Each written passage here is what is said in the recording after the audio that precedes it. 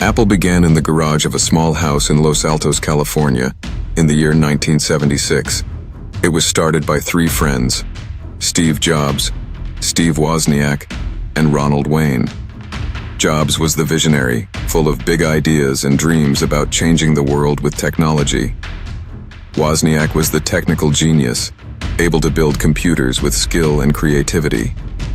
Wayne, though less involved, helped with early paperwork and legal matters before leaving the company shortly after it was founded. Their first creation, the Apple I, was a simple personal computer designed to be used at home by hobbyists and small businesses. Unlike the large, complicated machines of that time, it was small, affordable, and easy to use. This idea of making technology accessible would become a central theme in Apple's future. The Apple I sold slowly at first, but it gained attention in local computer clubs. Jobs and Wozniak spent long hours assembling the computers themselves, testing circuits, and even delivering them personally to early buyers. Their passion and determination drew attention from investors, and soon they were able to secure the funding to grow the company. With this support, they developed the Apple II, a more advanced computer with color graphics and a keyboard, which quickly became a hit.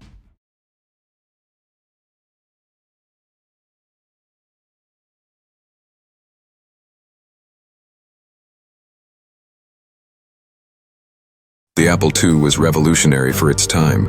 It allowed people to do things on a computer that had previously been impossible, like playing games, writing documents, and creating simple programs.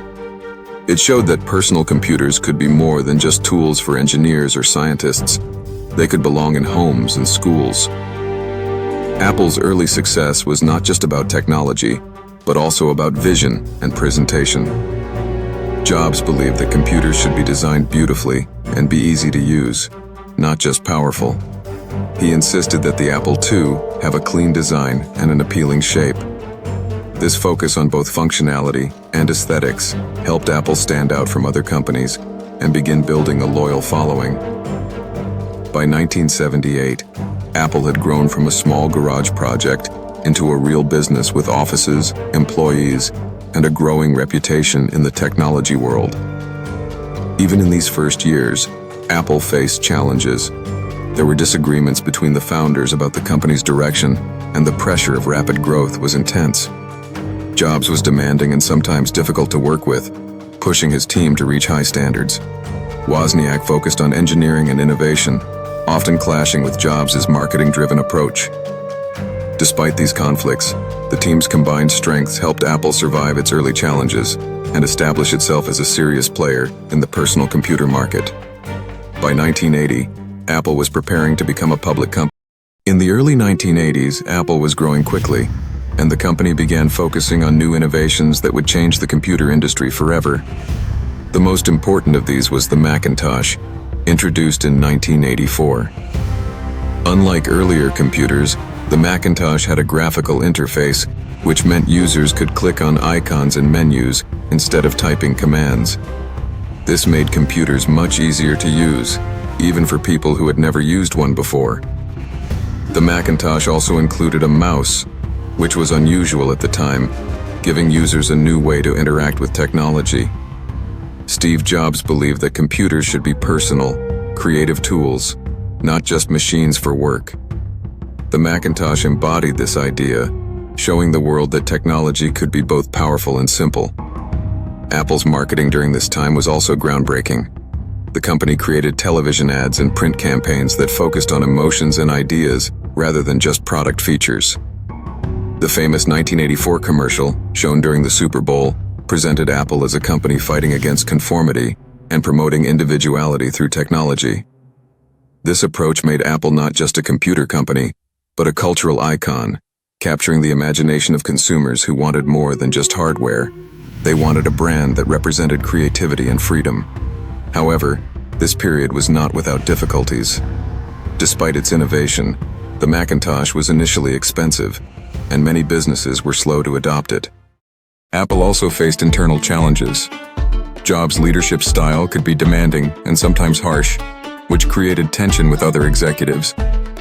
There were disagreements over product design, pricing, and strategy. which made it hard to keep everyone focused on the same goals.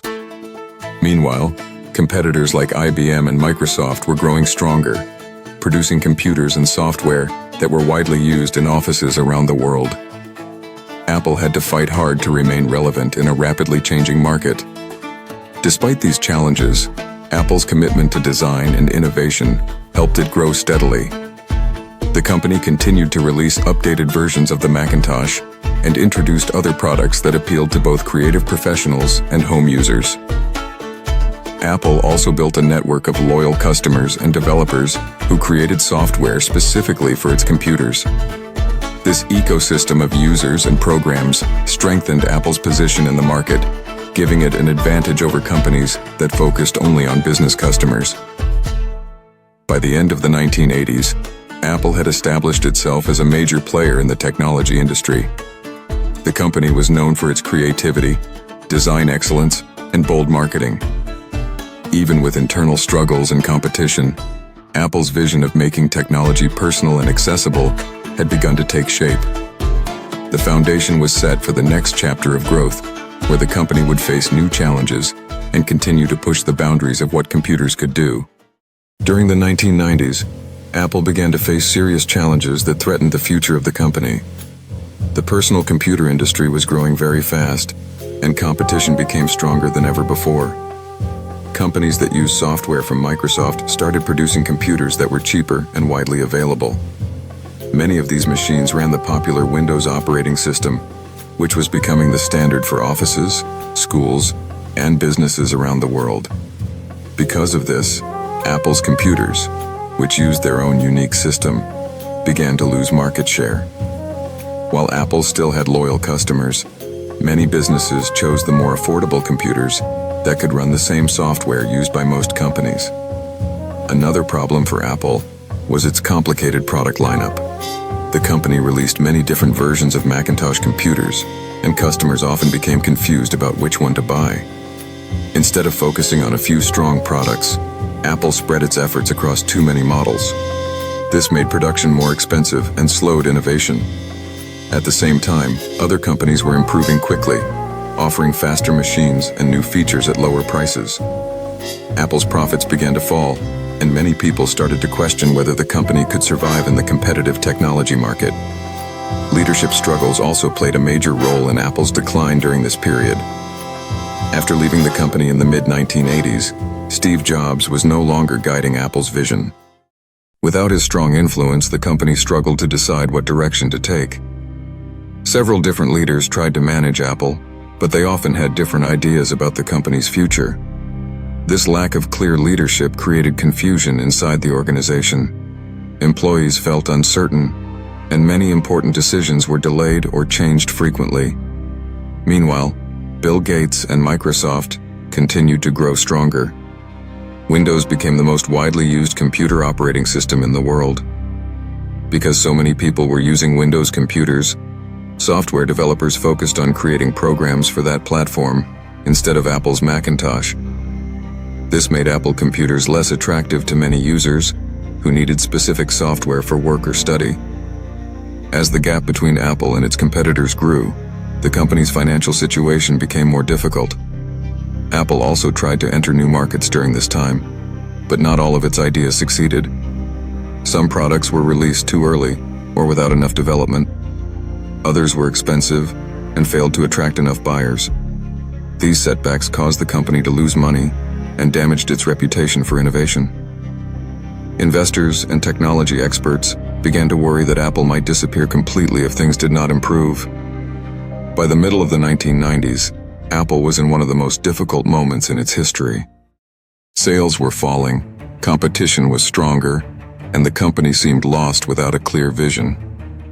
However, during this dark period, an unexpected change was about to happen. Apple would soon make a bold decision that would completely transform its future and lead to one of the most remarkable comebacks in the history of technology. By the late 1990s, Apple was struggling more than ever. Sales were falling, many products were failing, and the company was losing money. Many experts believed Apple would soon disappear. The company needed a strong leader with a clear vision to save it. In a surprising move, Apple decided to bring back one of its original founders, Steve Jobs. Jobs had left the company years earlier, but now he returned to help rebuild it. His return marked the beginning of one of the most remarkable turnarounds in business history. When Jobs came back, he quickly began making major changes. One of the first things he did was simplify Apple's product lineup. Instead of producing many confusing models, he decided the company would focus on only a few products, but make them excellent. Jobs believed that quality and design were more important than quantity. He pushed Apple's engineers and designers to create computers that were not only powerful but also beautiful and easy to use. This new approach helped Apple regain its sense of purpose. One of the first big successes of this new strategy was the iMac, released in the late 1990s. The iMac had a bold and colorful design that looked very different from the gray computers that most people were used to seeing. It was simple to set up and connected easily to the internet, which was becoming more important in homes and businesses. The iMac quickly became popular and helped bring attention back to Apple. People began to see the company as creative and exciting again. Jobs also made important business decisions that helped stabilize Apple. He reached an agreement with Microsoft that allowed Microsoft to continue developing important software for Apple computers. This partnership surprised many people because the two companies had been strong rivals for years. However, the agreement helped Apple maintain access to important programs that users needed. At the same time, Apple began developing its own software and improving the Macintosh operating system, making it faster and more reliable. In the early 2000s, Apple expanded beyond computers and entered the digital music world. The company introduced the iPod, a small device that allowed people to carry thousands of songs in their pockets. The iPod worked together with a software program called iTunes, which made it easy for users to organize and play their music. This combination of hardware and software created a powerful ecosystem that attracted millions of users. Apple was no longer just a computer company. It was becoming a leader in digital entertainment.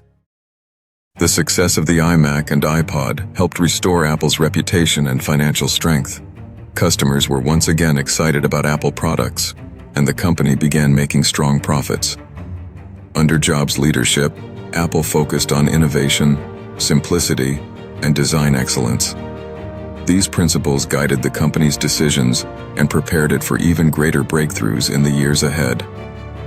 Apple had survived its darkest period and was now ready to enter a new era of technological revolution that would change the way people communicate, work, and live. During the mid-2000s, Apple entered one of the most important periods in its history. The company was no longer only known for computers and music devices. Under the leadership of Steve Jobs, Apple began creating products that would completely change the way people use technology in their daily lives. The biggest moment of this era came in the year 2007, when Apple introduced the iPhone. Before the iPhone, most mobile phones had small screens and physical keyboards. Apple introduced a phone with a large touchscreen that allowed users to control everything with their fingers. It combined a phone, a music player, and an internet device into one product. The iPhone quickly captured global attention. People were amazed by how simple and powerful it was. It allowed users to browse the internet, watch videos, take photos, and listen to music all in one device. Apple also created the App Store, a platform where developers could create and sell applications for the iPhone. This opened a completely new world of possibilities. Soon, thousands of apps were available, from games to educational tools, and the iPhone became more useful every day. The App Store also created a huge new industry for software developers around the world. Apple did not stop there. A few years later, the company introduced another revolutionary device called the iPad. The iPad was a tablet computer with a large touchscreen that allowed people to read books, watch movies, browse the internet, and work in a simple and comfortable way.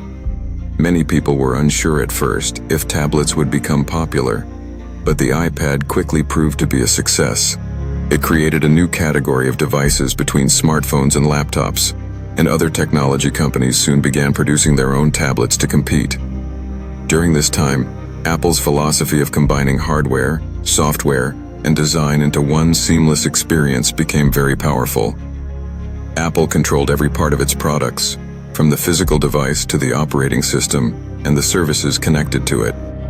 This allowed the company to create devices that worked smoothly together. For example, music purchased on iTunes could easily play on an iPhone or iPad, and photos could move between devices without difficulty. This ecosystem made Apple products more valuable to customers and encouraged people to stay within the Apple environment.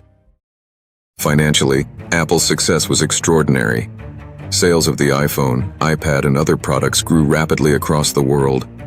Apple stores appeared in major cities, attracting millions of customers who wanted to experience the company's products firsthand. The company became one of the most valuable businesses in the technology industry. Sadly, in the year 2011, Steve Jobs passed away after battling illness. His death shocked the world, but the foundation he built remained strong. By the early 2010s, Apple had transformed the technology industry. It had changed the way people communicate, listen to music, use the internet, and interact with digital devices. The company that once struggled for survival had now become a global leader, preparing to enter a new chapter under new leadership while continuing the vision that Jobs had created. After the death of Steve Jobs, many people wondered if Apple could continue to succeed without its famous co-founder. Leadership of the company passed to Tim Cook, who had already been serving as Apple's chief executive. Cook had a different style from Jobs.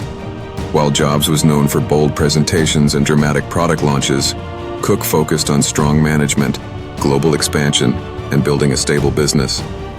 Under his leadership, Apple continued to grow and became even more powerful in the technology world. One of the major strategies during this period was expanding Apple's services. Instead of relying only on hardware sales, the company began earning more money through digital platforms and subscriptions. The App Store became one of the most profitable digital marketplaces in the world, allowing millions of developers to sell applications to Apple users. Apple also expanded services like Apple Music and iCloud, which allowed people to stream music and store files online. These services created steady income and strengthened Apple's ecosystem, making its devices even more valuable to customers. At the same time, Apple continued improving its famous hardware products.